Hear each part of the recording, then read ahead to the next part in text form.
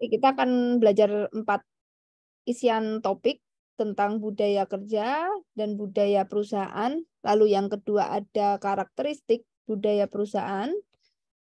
Yang ketiga kita belajar juga tentang budaya kerja di berbagai negara. Kita nanti akan melihat seperti apa sih jenis atau penampakan karakter ya, istilahnya seperti itu, yang ada di perusahaan-perusahaan selain di Indonesia, itu bagaimana dia punya nilai, punya cara, dan sistem kerja.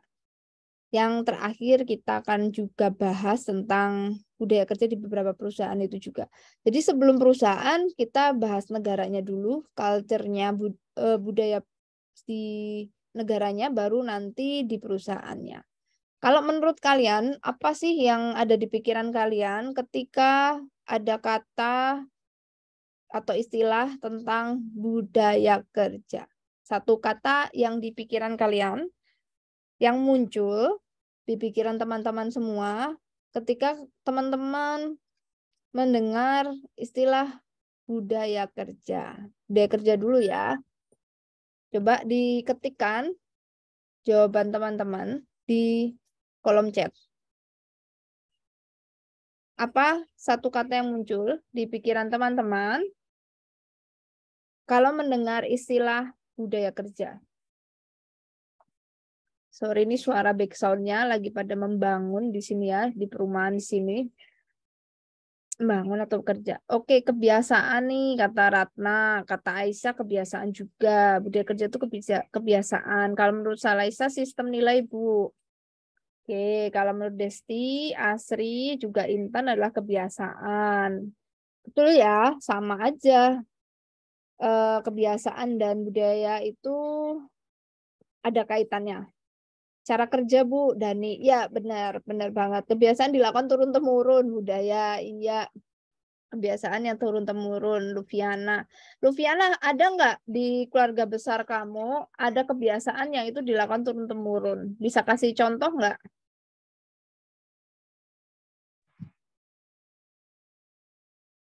Misalnya Lufiana kalau Lebaran gitu ada kebiasaan nggak? Budayanya apa biasanya kalau di Lebaran di keluarga besarnya Lufiana Widianingrum? Makan-makan Bu sama amplop. Makan sama bagi-bagi angpau ya, yang udah pada kerja ya. Iya. Oke, kalau yang udah pada kerja, misalnya tuh kerjanya baru awal-awal dapat kerja gitu, masih dapat angpau nggak kalau di keluarga besarmu nanti? Masih Bu, Masih dapat? masih. Masih Sebelum dapat. menikah.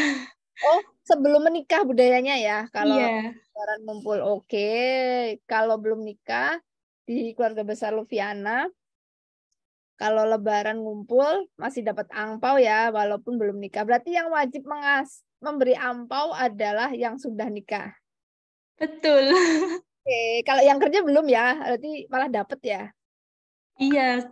Oke, oke. Kebalikan kalau di saya yang nggak dapat itu yang udah kerja, yang ngasih itu yang mulai start udah kerja. Berarti kalau masih kuliah dia dapat, kalau udah nggak kuliah dia udah kerja dia nggak dapat gitu. Tapi 50-50, ada yang masih ngasih juga nggak apa-apa begitu ya. Oke, beda-beda. Berarti budaya Lufiana kalau ngumpul keluarga beda, budayanya saya beda lagi. Mungkin teman-teman yang lain juga pasti beda. Nah, ini ada Fitriana, kebiasaan lama yang masih tetap dijalankan. Kebiasaan lama, oke. Boleh nggak kebiasaan lama ini kita ganti dengan kebiasaan baru dan dia jadi dasar untuk melakukan pekerjaan. Itu bisa aja gitu ya. Jadi budaya ini bisa kebiasaan yang nanti kita rombak dari lama jadi baru dan itu jadi pedoman untuk berperilaku, bekerja, dan juga menangani berbagai masalah atau pengambilan keputusan itu juga bisa gitu ya, problem solving juga bisa gitu ya. Misalnya kebiasaannya ada 2 orang pasangan nih muda-mudi pacaran terus marahan, kebiasaannya ngambek-ngambekan, kan budayanya mereka gitu, nanti kebawa sampai nikah ngambek-ngambekan mulu. Makanya mungkin bisa jadi dapat pasangan yang kalau marah harus diselesaikan misalnya, berarti nanti dia akan merubah budaya salah satu orang untuk berbeda ke rumah tangga nanti berubah lagi kayak gitu. Nah, itu yang lama bisa jadi baru dan itu akan jadi sebuah habit gitu ya. Jadi betul ya teman-teman bahwa budaya itu komponennya bisa jadi adalah sebuah kebiasaan gitu ya. Dari apa kebiasaan itu muncul? Dari sebuah prinsip, dari sebuah nilai yang kalian anut, yang kalian yakini. Jadi di sini ada keyakinan, berarti Erika nih benar ya. Bentuk keyakinan, apa yang kita yakini, yang kita percaya, yang kita punya acuan hidup. Tuh ya. Wah, kalau menurut saya ada pengemis setiap kita menemui para yang minta-minta ini kita kasih. Itu ada sebuah keyakinan gitu, harus saya beri. Ada juga nanti kalau ketika ke teman-teman enggak saya kasih gitu, karena orang masih sehat, masih bisa kerja, wong masih muda, kenapa dia nggak jualan apa kek, cilok kek gitu. Jadi saya nggak kasih, saya kasih ke orang tua yang udah jompo. Misalnya punya keyakinan gitu. Nah, teman satunya yang penting dia orang minta-minta, nggak punya, walaupun dia sehat, masih muda tetap dikasih karena dia mikir ngasih-ngasih aja tanpa lihat background. Nah, yang satu keyakinannya enggak, saya ngasih lihat-lihat gitu. Nah, itu udah beda keyakinan, udah beda dia punya budaya cara kerja memberi gitu. Nah, bayangin orang-orang di satu perusahaan itu kan kumpulan dari komunitas orang ya, kumpulan dari orang-orang dan tiap orang punya keyakinannya, tiap orang punya nilainya, punya standar melakukan sesuatu. Ketika berkumpul, mereka akan membentuk sebuah satu budaya perusahaan. Nah, sekarang pertanyaannya untuk yang topik berikutnya nih.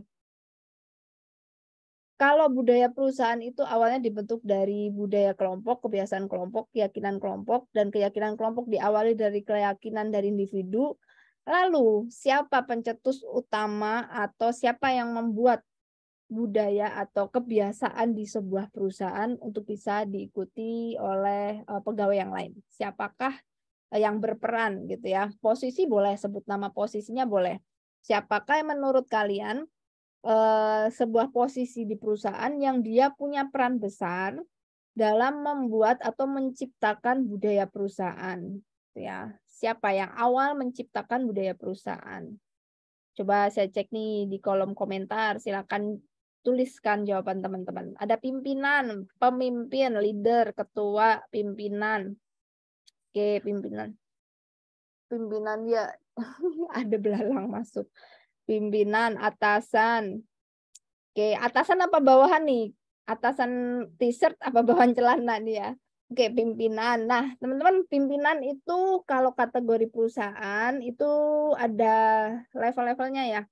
Ada kita bilang owner, ada kita yang katakan istilah chairman, ada juga istilah CEO, ada juga direktur gitu ya. Ada juga CFO ya, Chief Financial Officer berarti manajer keuangan, ada juga manajer HRD gitu, macam-macam. Nah, ini pimpinan di sini yang mana levelnya yang teman-teman maksud? Pimpinan sebagai pemilik perusahaan alias owner atau pimpinan yang hanya di-hire, dia itu disewa untuk mengisi posisi perusahaan itu. Jadi pemiliknya beda, dia hanya dipekerjakan sebagai pimpinan. Nah, jadi siapa nih pencetusnya untuk merombak perusahaan, menciptakan budaya perusahaan? Menurut siapa nih? Nara Selviana. Pimpinan yang dimaksud ownernya sebagai pimpinan atau orang yang di-hire untuk bisa meng-create atau menciptakan budaya perusahaan menurut Nara? Pimpinan yang level mana? Menurut saya yang owner, Bu. Owner, oke. Kalau menurut Desvira, owner juga nggak Desvira Zahra? Sama, Bu. Sama Owner. ya, owner juga. Oke, berarti setuju ya. Kalau menurut Selviana juga sama. Owner juga, Sel. Oke, ya, jawaban teman-teman sudah nyaris tepat ya. Jadi nilai, prinsip, dan sistem kerja di perusahaan itu yang meng-create pertama, menciptakan pertama itu tentu saja pemiliknya gitu kan. Misal teman-teman besok punya usaha, pengen jadi badan hukum PT atau CV untuk bisa kerja dengan enak supaya iklim usahanya juga lancar. Teman-teman yang kerja sama dengan kalian nanti di satu divisi atau beda divisi itu punya kedisiplinan yang kalian kehendaki, punya alur cara kerja yang kalian inginkan, tentu saja kalian harus bangun sebuah tata cara. Kalian harus ciptakan yang namanya sistem. Menciptakan sebuah sistem yang dianut banyak orang, itulah yang kita sebut dengan penanaman nilai atau budaya perusahaan. Karena itu berawal dari kita punya value. Aku mau orang-orang datang ke kantorku 7.30. Aku mau sebagai owner, anak-anak nanti karyawan-karyawan ini masuk jam 8, pulang jam 4. Sabtu tetap masuk setengah hari misalnya. Itu artinya kalian menciptakan sistem, menciptakan cara kerja dan budaya di perusahaan kalian. Itu ya owner. Nah, selain owner, bisa nggak seorang pimpinan yang bukan owner itu dia menciptakan budaya perusahaan? Bisa nggak menurut kalian? Bisa atau tidak? Yang bukan owner loh. Gimana? Coba jawab di chat. Bisa, Bu? Tidak bisa. Coba di chat aja.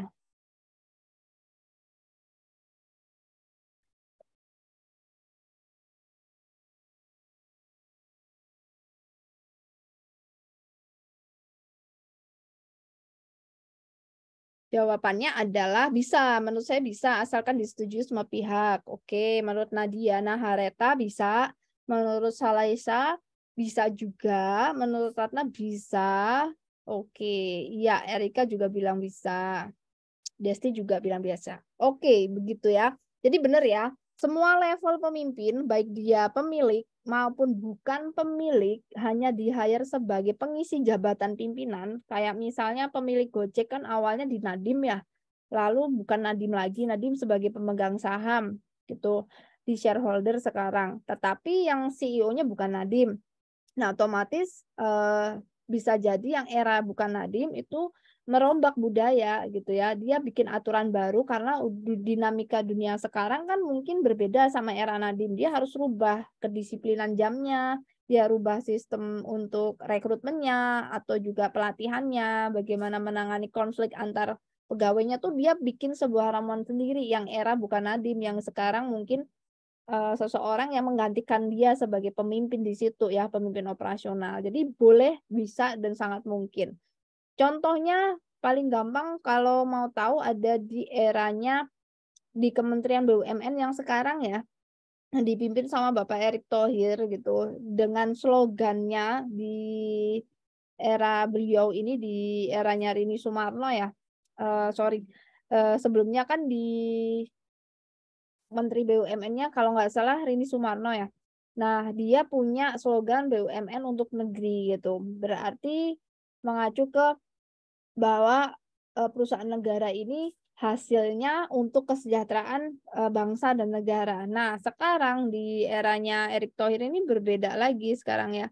BUMN-nya ini untuk yang bank itu mengganti jadi akhlak. Pernah kalian masukkan coba ambil uang di ATM itu ada ya. Ketika kalian cek ada gambarnya Pak Erik, di situ fotonya sama tulisan akhlak gitu, singkatan dari amanah, kompeten, ya harmonis, loyal, adaptif dan kolaboratif. Nah, singkatan itulah yang disebut dengan istilah bagaimana BUMN ini punya budaya perusahaan gitu, core value. Kalau orang bilang core value atau nilai inti perusahaan BUMN untuk perbankan itu akhlak ya, amanah, kompeten gitu ya, harmonis. Nanti kalau jadi pegawai bank masuk kalian pasti dikasih sebuah ini pelatihan tentang core value. Nilai-nilai yang harus kalian ikutin, nilai-nilai yang mereka bangun, tata cara main bekerja di situ. Sama ketika di UNY masuk ya, teman-teman sebagai mahasiswa pasti diajarin tentang Bright gitu ya. Bright, beriman, dan sebagainya itu adalah nilai yang harus dipahami kita semua karena kita masuk sebuah komunitas gitu ya, sebuah institusi. Nah, itu contoh budaya perusahaan, teman-teman. Yuk, kita lanjut lagi ke next isian topik ya, subtopik. Oke, sudah benar semua tadi ya. Bisa, mungkin Bu, mungkin kok sangat mungkin dirubah. Nah, masalahnya itu susah loh merombak budaya perusahaan. Pernah nih ada sebuah kisah ya, ini agak nyerempet dengan kewirausahaan teman-teman. budaya perusahaan itu adalah core value yang paling dasar di mana semua pemilik bisnis itu harus ramu dan rumuskan di awal, karena dialah penentu dari kesuksesan dan bagaimana bisnis ini bisa terus berkelanjutan. Awet tidaknya sebuah hubungan apapun itu, baik bisnis maupun non bisnis, baik itu personal, hubungan love relationship ataupun customer relationship ataupun family relationship, keluarga sekalipun, sebuah hubungan itu dibangun dari dasar fondasi nilai, value, prinsip, cara kita memandang sesuatu, cara kita melihat sesuatu, menyelesaikan sesuatu masalah itu. Kalau tidak punya core value, artinya kita tidak punya prinsip, tidak punya budaya kerja. Nah, itu bahaya. Kalau tidak punya budaya kerja, kita akan gampang terombang-ambing oleh komunitas, oleh orang, oleh sebuah instansi yang punya budaya kerja atau value atau nilai lebih keras, lebih kuat, lebih kejam, gitu ya. Nah, biasanya kita akan gampang untuk ikut atau kita sulit menyesuaikan. Ada dua kemungkinan ya. Kita terombang-ambing atau kita yang sulit menyesuaikan karena kita tidak punya values dari awal gitu ya. Ada yang kita dididik dari keluarga itu harus bangun jam 7, harus jadi morning person gitu. Karena ada sebuah ajaran ya, atau istilahnya orang tua yang memberikan wejangan, if you want to be a legend, be a morning person. Ada yang kayak gitu. Jadi bangun jam 4, jam 5, sisanya kalian lari 1 hour, 1 jam, jam 6. Jangan tidur lagi, karena kalau tidur lagi rezekinya akan seret. Misalnya itu, misal value itu dipakai terus untuk berapa komunitas ya orang, nah biasanya akan berbeda dia punya nasib sama yang tidak punya value itu ya. Jadi mungkin kalian bisa buktikan untuk teman-teman yang mungkin cepat dapat kerja atau dia punya pekerjaan lancar-lancar, tuh pasti dia dalam hidupnya pernah melakukan atau punya satu value yang dia jadikan fondasi dia bekerja atau berkehidupan sehari-hari. Coba aja kalian riset ya, di teman kalian, di saudara kalian, di komunitas terdekat, kok dia orangnya begini ya, begitu ya, kok kelihatannya bisa ya, smooth ya. Dia pasti punya nilai, prinsip, cara kerja dia hidup selama ini. Nah, begitulah perusahaan. Bayangin itu satu orang loh. Satu orang aja dia punya nilai, dia canangkan benar-benar di pikirannya, terus dia lakukan itu, dan itu terus-menerus. Itu satu orang. Kalau berkumpul dengan orang kayak begitu, terus dia punya perusahaan, apa yang terjadi dengan perusahaan itu? Pasti sistem akan berjalan dan akan terjadi sebuah operasional kegiatan, gitu ya. Karena kan namanya value atau nilai itu sebagai dasar. Menurut Brown sendiri di bukunya Budaya Perusahaan, kan tadi yang teman-teman bilang ya, keyakinan, nilai, cara untuk menyelesaikan sesuatu, mengerjakan sesuatu, dan cenderung memang itu ada di dalam satu sebuah komunitas atau satu society ya. Tapi di sini lebih ke organisasi. Kalau dalam bukunya Robin sendiri untuk apa ini namanya? Nggak kelihatan. Buku organizational behavior, ya ini sebenarnya mata kuliah teman-teman. Kalau kalian nanti ngambil S2 administrasi bisnis, budaya kerja ini masuk ke kategori mata kuliah perilaku organisasi. Jadi ada mata kuliah perilaku organisasi sebenarnya ya, organization behavior. Ada juga nanti consumer behavior, kebiasaan para konsumen, kebiasaan organisasi. Nah, itu ada mata kuliahnya kalau kalian ngambil administrasi bisnis ya. Di S1 administrasi bisnis ini jadi mata kuliah tersendiri. Budaya kerja itu benar-benar jadi sebuah terspesialisasi seorang administrasi. Karena apa? Akhirnya seorang officer atau seorang orang ahli di perkantoran punya keilmuan tentang bagaimana organisasi ini bergerak, karena kompleks. Kita ngurusin satu orang aja setengah mati, itu ngurusin kumpulan orang, di mana kumpulan orang ini bersinggungan dengan kumpulan orang yang lain dengan dinamika kultur yang berbeda. Indonesia aja beda suku, beda pola pikir, apalagi negara lain, Amerika yang luar biasa juga punya banyak kultur gitu loh. Itu makanya jadi sebuah spesialisasi sendiri, budaya perusahaan dan organizational behavior gitu ya. Jadi dia adalah kumpulan nilai. Bayangin gimana menyatukan a ways of thinking dari banyak orang di dalam satu perusahaan. Pasti ada konflik kan. Nah, nanti kita akan cek kembali apakah penanganan konflik itu masuk kategori atau bagaimana mengidentifikasi sebuah perusahaan atau nilai budaya perusahaan.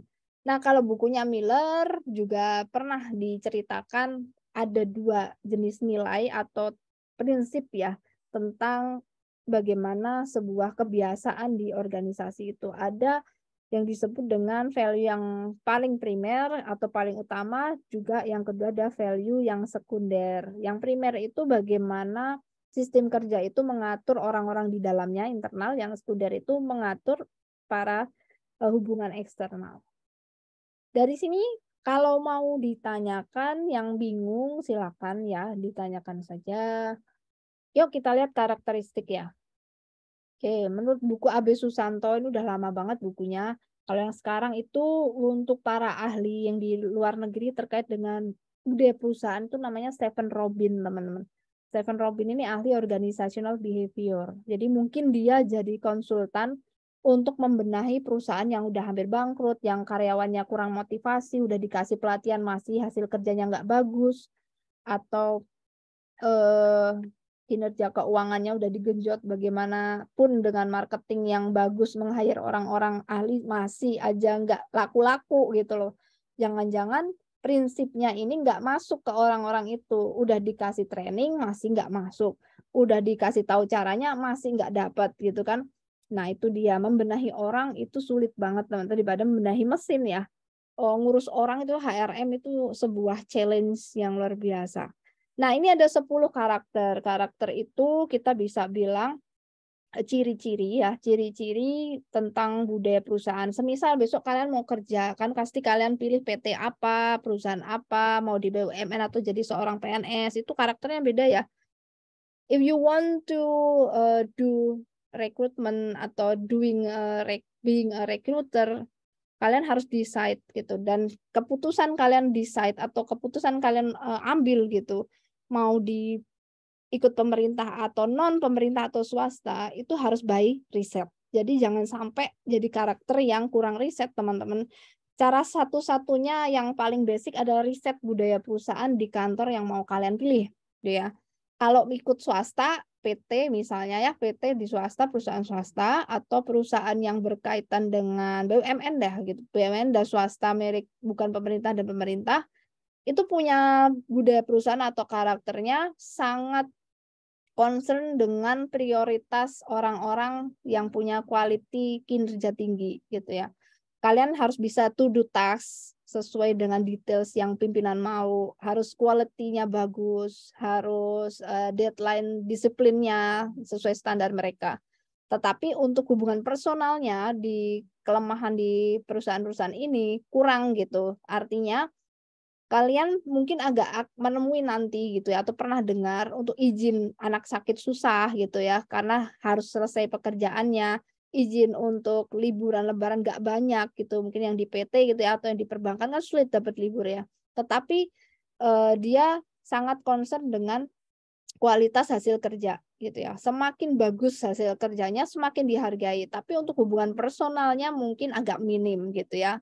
Agak menyampingkan hubungan humanistiknya. Nah, itu biasanya banyak terjadi di kota-kota besar ya yang individualistiknya tinggi. Misalnya sering banget kerja karir jadi lupa misalnya, atau tidak terlalu concern dengan family gitu. Kalau memang fokusnya untuk karir silakan masuk di PT atau swasta, dan ingin mendedikasikan full untuk karir silakan di value-nya itu. Kalau saya Bu nggak terlalu ingin punya keluarga ya, ada yang value-nya free child misalnya, silakan saja, dan berarti kalian mendedikasikan hidup untuk masyarakat, untuk negara, kalian kerja dengan pemerintah misalnya atau dengan swasta, itu cocok banget, value itu cocok di swasta gitu ya.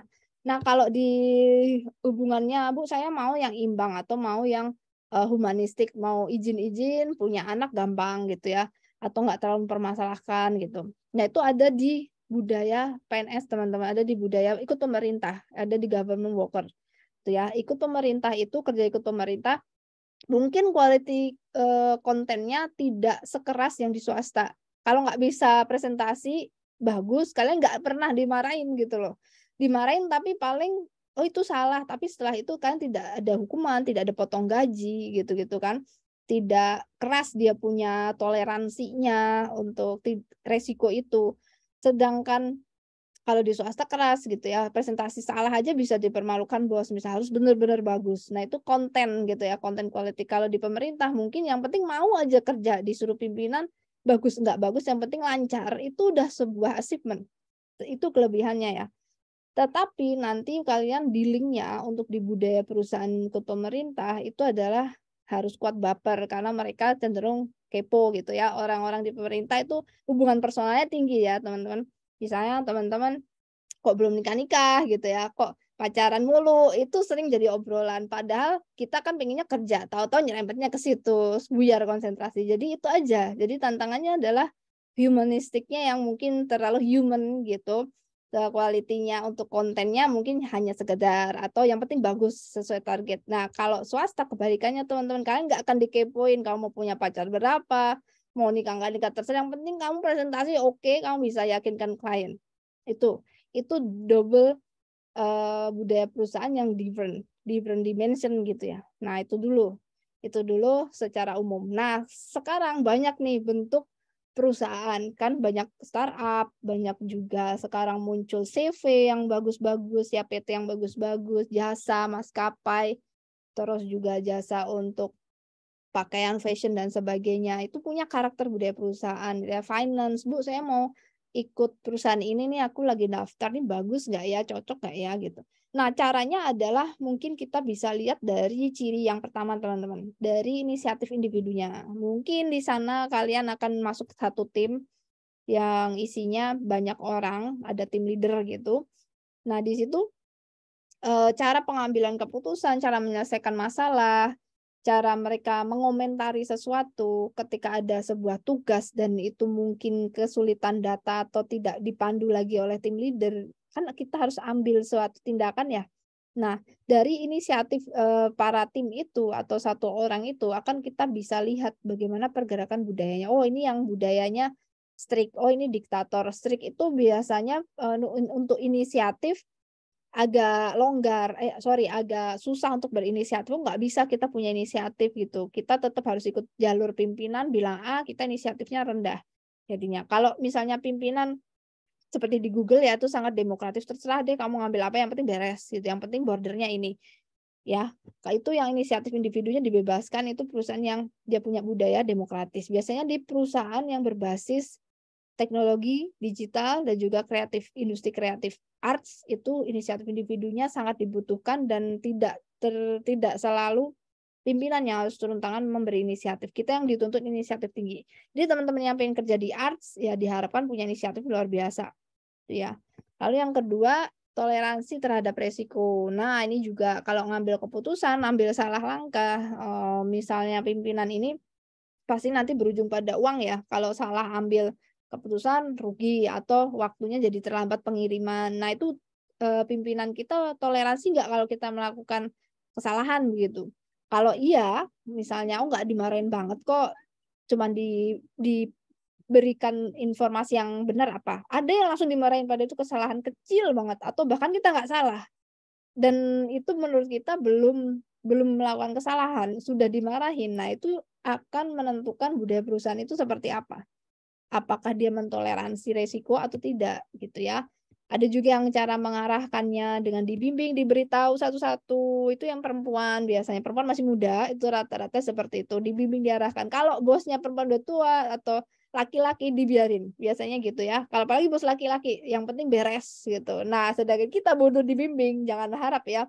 Nah, itu biasanya kita yang sesuaikan atau artinya kita diberikan teritori sendiri untuk mencari jalan. Nah, di situ berarti budaya perusahaannya sangat terbuka, teman-teman. Dulu saya kerja di perusahaan asing, bosnya laki-laki. Banyak yang laki-laki, kerjanya bareng laki-laki banyak banget.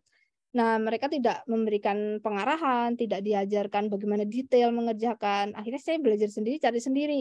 Tanya teman-teman yang sudah senior, cari jalan sendiri, tetapi tetap harus dikonfirmasi sama pimpinan. Karena bos laki-laki itu maunya dihargai untuk pengambilan keputusan, dia harus dikonfirmasi gitu ya. Tetapi caranya kita cari sendiri. Nah, itu budaya perusahaan yang agak open minded ya. Kalau seperti itu kita diminta untuk belajar sendiri.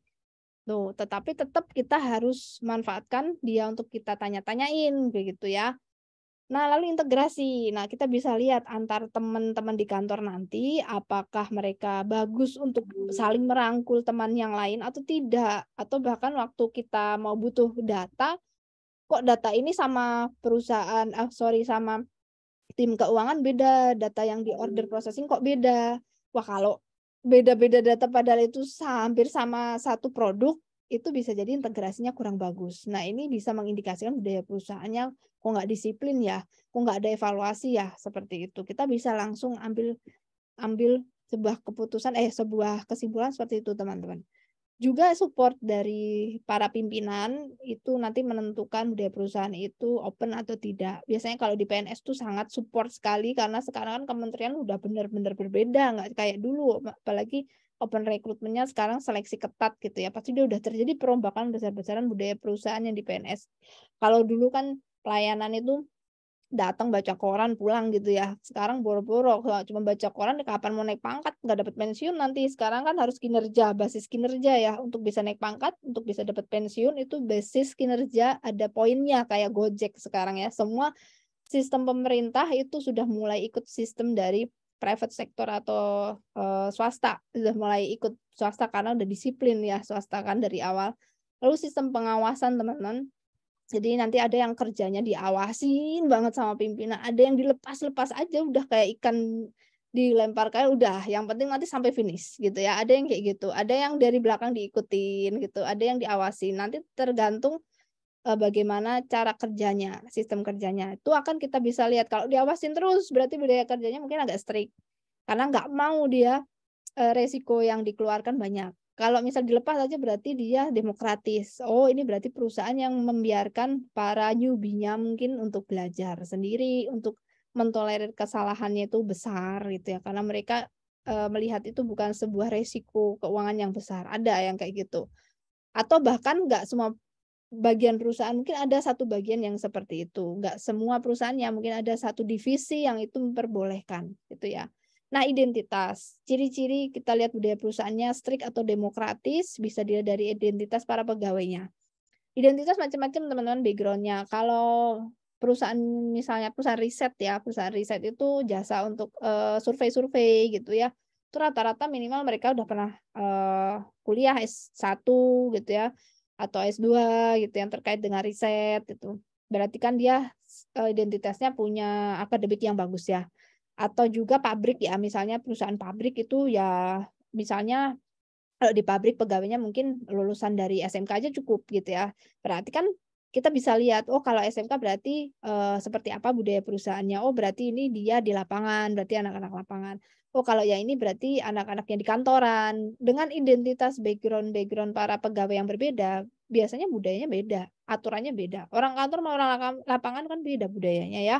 Yang satu nyatetnya rapi, yang satu nyatetnya loncat-loncat. Jadi hati-hati dengan identitas background berbeda, kalian mungkin harus bikinkan budaya perusahaan yang berbeda nanti. Tata cara mainnya beda, orangnya beda gitu kan, sistem background-nya.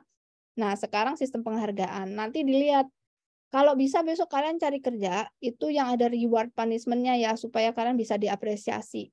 Cari yang sistemnya sudah jalan. Rata-rata PT sudah bergerak 7 tahun ke atas. Itu sistem untuk HRD-nya udah main bagus, nggak ada lagi gonta-ganti perubahan budaya, nggak ada lagi kalian modifikasi atau mencoba-coba gitu ya. Kalau untuk starter sih silakan aja di bawah 7 tahun. Tapi kalau kalian mau lebih tenang hatinya gitu daripada kalian nanti banyak curhat-curhat di sosmed, mendingan cari yang memang ketika kita kerja, oh udah ada bonusnya, ada sistem bonusnya gitu ya, ada sistem pelatihannya, ada apresiasi gitu ya, you are doing good job gitu ya, great job. Misalnya cuman dipuji itu berarti dia open banget, perusahaan ini open minded ya, karena kita punya ide sangat dihargai. Pasti nanti kalau rapat, dulu waktu saya kerja juga rapat, misal kita kasih ide, dia suka idenya, dia bilang thank you, you have a good idea misalnya. Cuman gitu aja, itu adalah sistem penghargaan. Jadi kalau bisa besok cari perusahaan yang memang punya reward ya untuk hasil kerja gitu. Jadi kalau wawancara ditanyakan juga, misal pas wawancara ditanyakan, ini ada nggak sistem dapat bonus atau apa liburan kalau kita menang sebagai berprestasi misalnya. Nah itu bisa membedakan perusahaan yang open minded atau yang strict, atau yang dia memeras kita gitu ya, atau yang humanistik or yang militeristik. Nah, kalian cocok yang mana? Karakter kalian yang mana? Gitu. Jadi pahami diri, punya budaya apa, nilai apa, perusahaannya nanti seperti apa, kalau bisa harus sesuaikan. Kalau nggak bisa, kita coba adaptasi dulu gitu ya. Coba adaptasi dulu.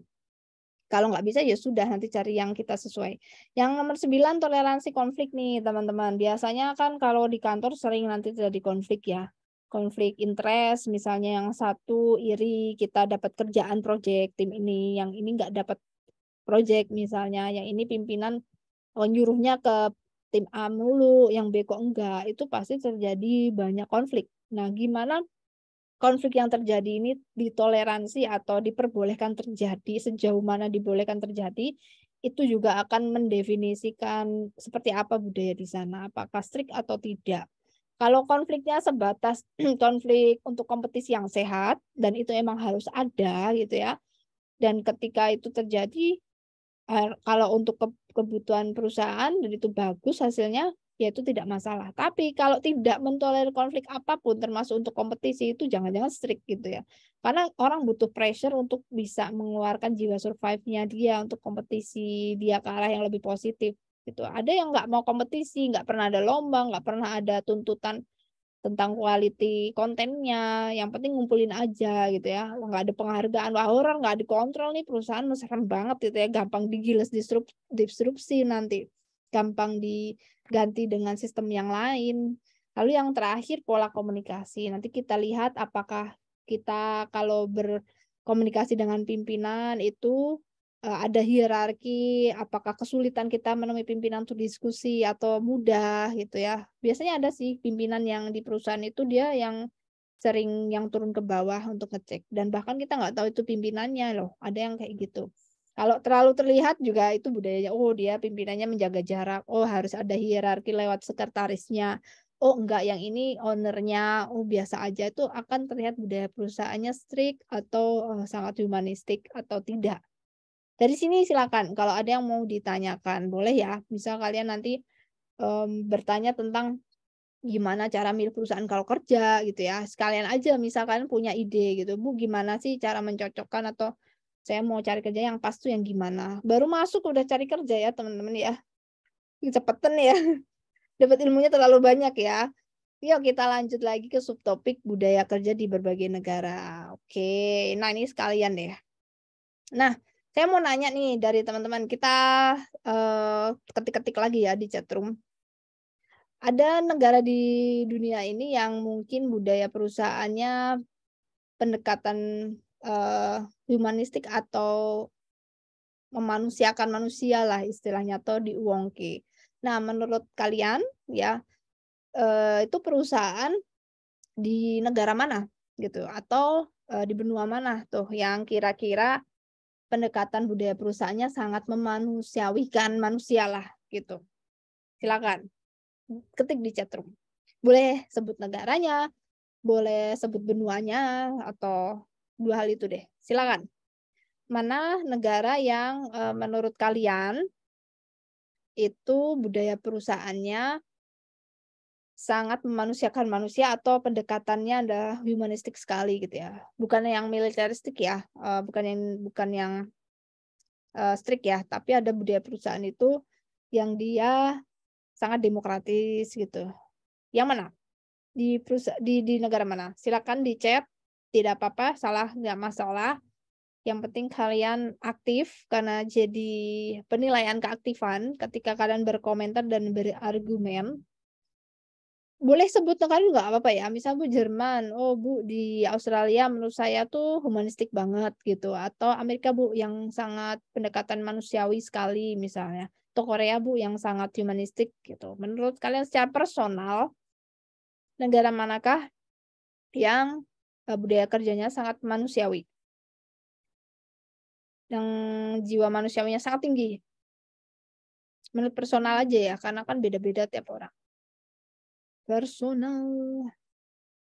Singapura, Indonesia, Jepang, Amerika, benua Asia, Jepang. Mungkin di Jepang Bu, bisa Bu. Wah gawat nih kalian bakalan bakalan probation 3 bulan keluar masuk nih, jangan-jangan nanti.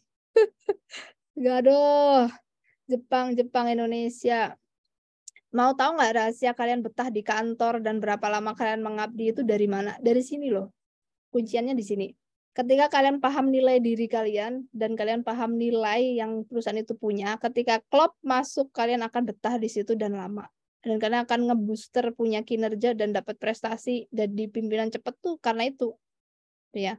Kalau crash dengan budaya dan nilai di kantor karena kita punya nilai berbeda, tidak bisa kontribusi kita. Nah, kita biasanya keluar masuk. Ya, kita sering pindah-pindah perusahaan gitu ya. Kita nggak kuat di situ gitu, nggak bisa adaptasi misalnya. Nah, jadi pahamin budaya perusahaannya, pahamin budaya kerja kita, value kita. Dan nanti supaya ketika bekerja kita punya etika di administrasinya jadi bisa lancar. Asia Tenggara sih Bu, Jepang Indonesia. Oke. Ada lagi nggak? Asia Tenggara.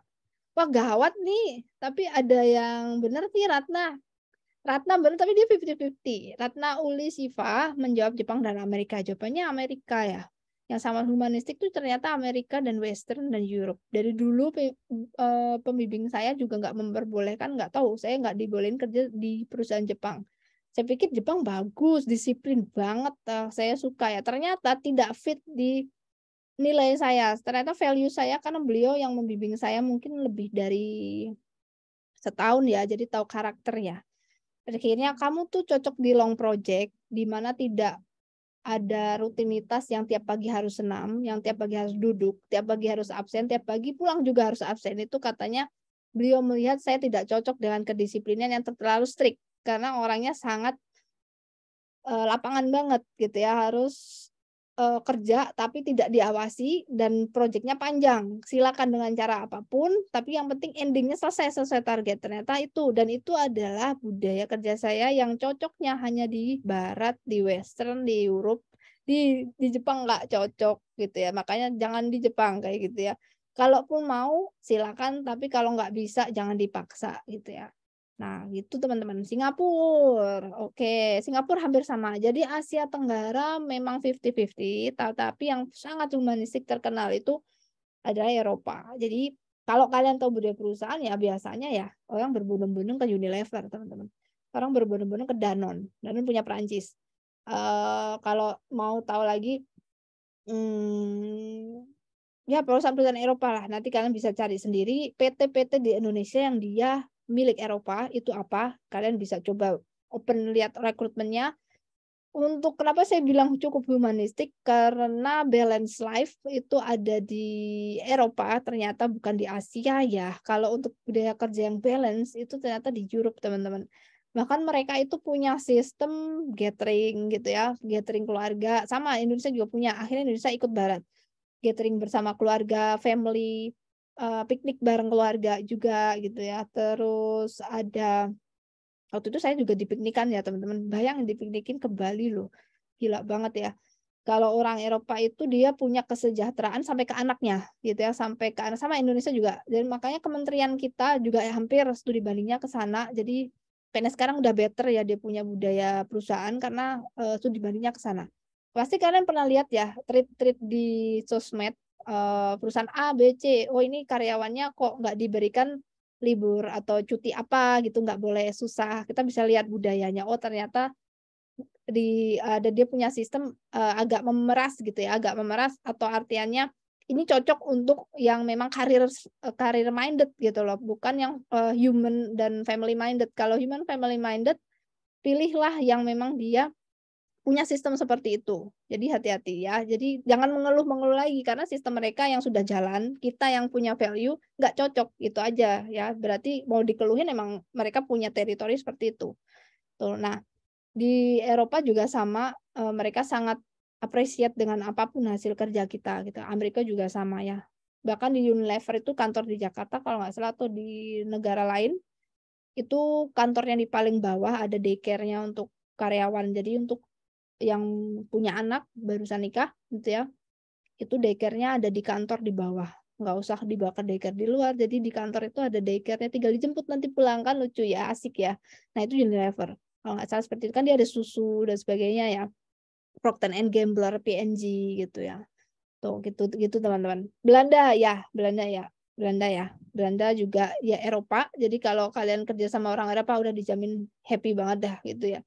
Nah, untuk yang suka disiplin, nah tapi hati-hati ya teman-teman, bukan berarti kerja dengan orang Eropa atau Amerika tuh kita terus bisa santai seneng tuh enggak. Mereka targetnya biasanya sama beratnya, gitu ya, sama beratnya.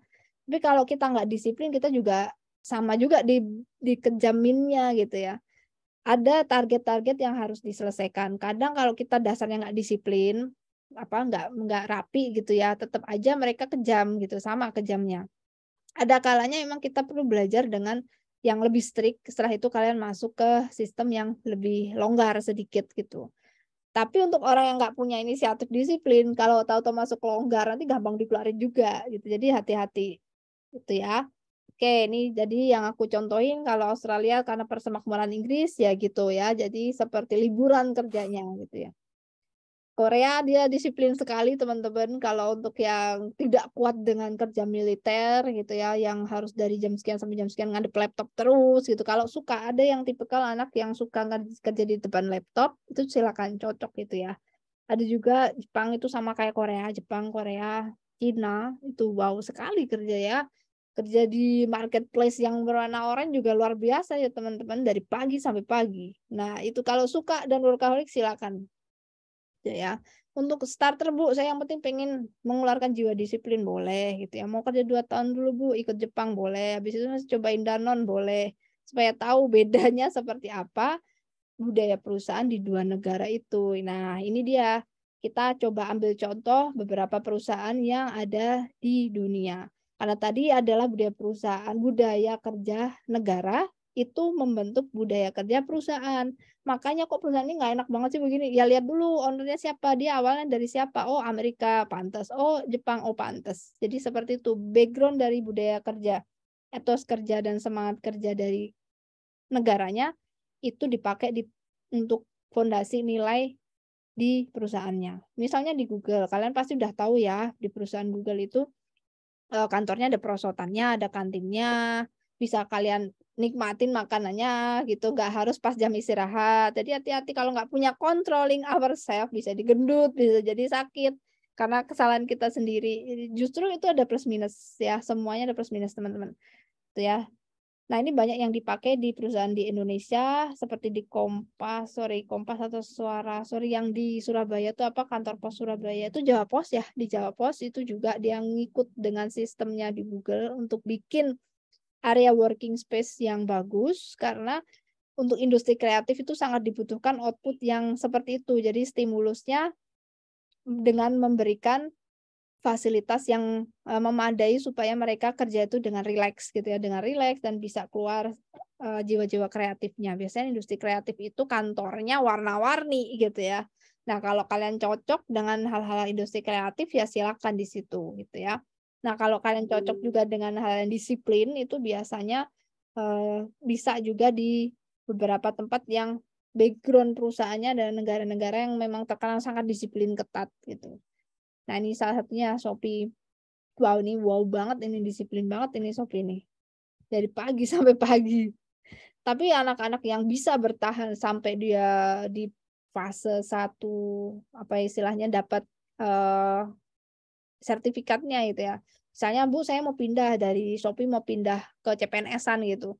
Nah, itu bisa bertahan, bisa dapat sertifikatnya luar biasa loh, bisa 6 bulan gitu udah wow banget ya. Mereka udah punya nilai yang dalam dirinya nanti gitu. Bisa kok. Kalau aku saranin sih teman-teman mencoba seperti ini dulu ya, ke swasta dulu baru ke PNS atau ke Jepang-Jepangan dulu, Singapura-Singapuraan itu baru masuk ke Europe gitu. Agak melandai supaya teman-teman tahu ritme yang mana harus benahi dalam diri, mana yang harus disiplin, mana yang harus agak renggang gitu. Jadi biar balance. Biar kita punya pengalaman lengkap teman-teman supaya tahu masih muda mumpung bisa ke sana kemari. Ya, Nindya Karya ini sama seperti Hutama Karya, sama seperti Wijaya Karya, perusahaan yang bergerak di bidang konstruksi yang mungkin mentolerir resiko keuangannya cukup ketat ya, tidak banyak mentolerir keuangan karena salah hitung ya udah ruginya berapa ratus juta ya kalau bangunan. Jadi Ini untuk orang-orang yang zero, ini istilahnya jangan sampai ada kekeliruan kalau menghitung mentolerirnya.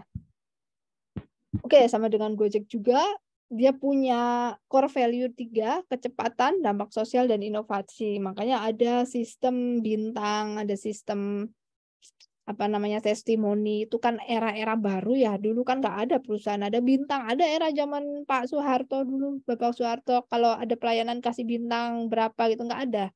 Ya, kalau era-era sekarang kan era semua budaya kerja itu harus dinilai secara transparan. Ya. Oke, kita bisa simpulkan teman-teman bahwa perusahaan itu punya 2 nilai utama dan nilai sekunder. Utama itu bagaimana di dalam internal perusahaan itu dilakukan caranya seperti apa, sistemnya seperti apa dilakukan untuk para pegawainya. Untuk yang sekunder adalah dengan eksternal faktornya, dengan komunitas yang di luar sana, bisa juga dengan klien, customer, atau para shareholder yang ikut bekerja sama, atau dengan para supplier ya. Kalau namanya bisnis pasti suppliernya banyak ya. Kan itu nggak mungkin kita bikin sendiri. Kita kuliner aja pasti wadahnya kita beli orang yang bikin. Bubuk-bubuknya kalau kafe masa iya kita bikin bubuk sendiri, kita pasti beli kan ngesup ya. Nah, itu kan kita juga harus punya etika, kita ngertiin ya. Cara pilih supplier juga pusing loh teman-teman. Wah, supplier ini nggak disiplin, ya udah dipecat gitu ya. Kalian harus punya value, nilai. Kapan kalian bisa tega, kapan kalian boleh tidak tega. Nah, itu juga masuk ke value budaya kerja kalian gitu. Oke, itu dia tema atau topik hari ini gitu ya, yang terkait dengan budaya kerja dan budaya perusahaan. Ada yang mau ditanyakan teman-teman? Kalau nggak ada, tanya deh pertanyaan terakhir nih. Menurut kalian maskapai apa yang ada di Indonesia yang punya brand atau menurut kalian tuh bagus gitu, merek maskapai ini gitu ya? Silakan ketik di kolom komentar chat atau chat ya, kolom chat ya. Ya, kolom chat. Maskapai nama pesawat sih ya, nama maskapai di Indonesia. Boleh luar negeri juga boleh kok, maskapai di luar negeri yang dia terkenal bagus. Menurut Anda secara personal. Udah ada yang ngechat, hore. Kita lihat. Citylink, Bu, Garuda. Oh, ini anak Citylink nih. Anak Lion, Trianingsih. Trianingsih mana sih? Dari mana? Dari Lombok, jangan-jangan. Dari Denpasar nih. Garuda. Ada Lion. Ada yang batik. Jet Air ya? Wah, ada yang Jet Air. Ada yang nyobain Airjet ya? Ada yang udah nyobain Airjet ya? Airjet ini budaya perusahaannya unik ya. Kalian silakan nanti cari deh di Instagram atau di TikTok ya. Airjet ini dia punya budaya perusahaannya cukup milenial sekali. Sepertinya sih dia mau cari pelanggan muda gitu. Karena para pramugari-pramugaranya pakai pakaian safari yang jumpsuit, yang baju sama celananya jadi satu gitu. Kayak model sekarang ya, pramugarinya sangat fashionable, beda dengan maskapai yang lain ya. Tuh. Juga KAI dulu kereta api di hari Minggu pakaiannya bagus banget ya, seragamnya pegawai KAI hari weekend itu kayak orang mau main tenis karena lagi model fashion tenis ya. Nggak tahu, dari dulu mereka punya fashion merombak budaya perusahaannya. KAI udah dirombak juga, udah gaul banget nggak kayak dulu lagi itu. Garuda Bu, Qatar Airways, Emirates. Oke, yang luar negeri memang Emirates teman-teman. Terkenal memang bagus karena jarang delay gitu ya. Oke, Super Airjet. Nabila Istighfari, kenapa Super Airjet? Menurut Nabila, belum pernah aku cobain, tapi tertarik. Kemarin ada story-nya Luna Maya ya, jadi pramugarinya Airjet ya? Jadi kalau di Airjet itu pramugarinya sebelum tagline dan takedown, Bu yang Landing. mau turun, oh ya landing, ya itu dijelasin kayak apa aja yang harus apa yang harus dilakuin semisal ada bahaya gitu Bu, secara Oke. detail. Oke. Terus ada pengawasan kayak dikasih nafas, itu Oh iya, nafas buatan kayak pelampung juga dijelasin, diajarin. disuruh praktekin juga, iya Oh, praktek. dibelajarin, Oke. iya dipraktekin. Jadi kesannya apa ya, Bener-bener. memberi pelayanan lebih gitu loh Oh, pada I kita. see. Iya, Iya, iya, iya. Kemana tujuannya kalau boleh tahu? Pakai Super Airjet. ke Jambi, Bu. Oh, pantes ya di luar Jawa. Oke, thank you. Bener-bener berarti udah pernah ya cobain ininya oksigennya ya. Kita malah selain Super Airjet belum pernah loh. Nyerah, aku pakai Garuda juga belum pernah. Oke, Citylink juga belum pernah diajarin. Cuman di atas ada, tapi aku belum pernah pegang, belum pernah dia jatuh kan amit-amit ya, nggak ngerti gitu. Dan ini bener-bener pegang, bener-bener nyobain berarti. Iya, waktu itu ada pas corona lagi naik-naiknya juga, Bu, jadinya dipraktekin gitu, disuruh nyoba. Oke. Kalau sekarang nggak tahu, Bu. Oh iya, iya, iya. Ya, Belum mungkin lagi beda. ya. Iya. Beda ya. Oke. Kalau Desti sama. Desti Rismawati Airjet ini menarik sih. Aku tertarik Airjet sebenarnya. Tapi ini apa ya? Kok baru ya? Jadi aku masih menimbang-nimbang gitu. Bagusnya di mana? Cuman ngeliat story-nya kok unik gitu. Fashionable banget sih. Pramugarinya kayak catwalk ya. Mereka mau masuk ke pesawat. Yuk, Desti, apa yang membuat Airjet ini menurut kamu bagus gitu? Dari apanya? Karena nanti kita bisa lihat sistem kerja mereka, akhirnya jadi ciri khas gitu, ciri khas perusahaan. Desti bisa nggak suaranya reach out nggak? Jangan-jangan sinyal susah nggak ada suara? Bisa, Bu. Nggak bisa bisa. Apa yang buat kamu memilih Airjet ini? Kalau dari saya pribadi belum pernah nyobain ya, Bu. Tapi kalau lihat dari TikTok dan media sosial lain itu kayak mereka tuh bilang kalau pelayanan di AirJ itu bagus. Terus lihat dari pramugarinya tuh cantik-cantik. Terus Ya, ya, pakaiannya ya. tuh beda dari yang lain Kayak gitu. model ya. Iya, benar, Bu. Kayak artis. Emang ada artisnya kadang dibuat surprise artis salah satu artis dulu lama yang udah pernah. Jadi kayak ada artisnya gitu. Oke. Ya, Oh, jadi lebih menarik, lebih menarik kayak untuk. lebih profesional. Oke, terkesannya seperti itu jadi ciri khas. Oke, thank you Desti. Jadi ngelihat dari sosial media itu yang dibangun salah satu perusahaan Jet ya untuk mencirikan bahwa perusahaan ini punya kualitas yang bagus loh gitu ya. Nah, ini kenapa bisa muncul ciri khas seperti yang dicontohkan Airjet karena kita bisa tarik kesimpulan pasti ada budaya dan sistem kerja yang mendukung itu. Bisa jadi ini inisiatif dari para individu, dari pemimpinnya, atau pola komunikasinya juga di situ pasti bagus. Aku punya ide ini, terus diramu, terus mereka pasti ada konflik dan bagaimana mentolerir itu konfliknya untuk kemajuan dari perusahaan. Akhirnya jadi sebuah ciri khas keputusan yang berbeda. Nah, ini dia yang dimaksud dengan bagaimana proses budaya kerja jadi budaya perusahaan dan itu jadi ciri khas gitu ya. Ending dari budaya perusahaan itu ciri khas, teman-teman. Ciri khas yang berbeda atau ciri khas yang itu adalah tidak tidak tergantikan di perusahaan lain yang sejenis bidang bergerak yang sama gitu ya. Kalau Garuda pasti kita sudah tahu ya gitu karena pelayanannya, kecepatannya, cara landingnya dan sebagainya. Ini ada yang lain ya? Ada yang lain ini saya penasaran kenapa Lion menurut kamu bagus? Saya punya pengalaman bagus juga sih Lion baru aja ya. Kalau menurut siapa tadi yang lainnya? Trianingsih. Trianingsih. Kenapa? Kenapa si singa ini gitu? Ada apa? Ada pengalaman bagus apa? Trianingsih bisa dengar suaranya atau kesulitan nggak buat open mic kayak komika dong open mic. Kalau nggak bisa nggak apa ya. Oke, jadi kemarin ada pengalaman saya baru pulang keluar Jawa dari Bali ya Denpasar ya itu ternyata bagus juga gitu ya. Hampir seperti Garuda dia punya kualitas. Baru itu sih baru aja. Ada juga tadi teman yang Lombok ya. Pokoknya pelayan di tempat-tempat wisata di kota wisata banyak turisnya itu bagus dia. Cara landingnya juga mulus, nggak kayak Lion. Saya ngerasa ini bukan Lion sih rasanya. Ternyata ada juga yang para pilotnya katanya sering exchange atau gimana caranya tuh banyak yang pindah ya gitu ya. Pilot-pilot Garuda banyak yang ditaruh di Lion, di hire gitu ya, ditarik atau seperti apa saya kurang tahu. Isunya sih seperti itu. Makanya kualitasnya udah bagus, udah beda.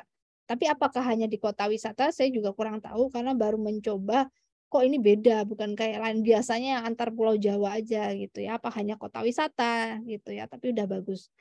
Oke, pantesan masih laris-manis dan harganya kompetitif ya.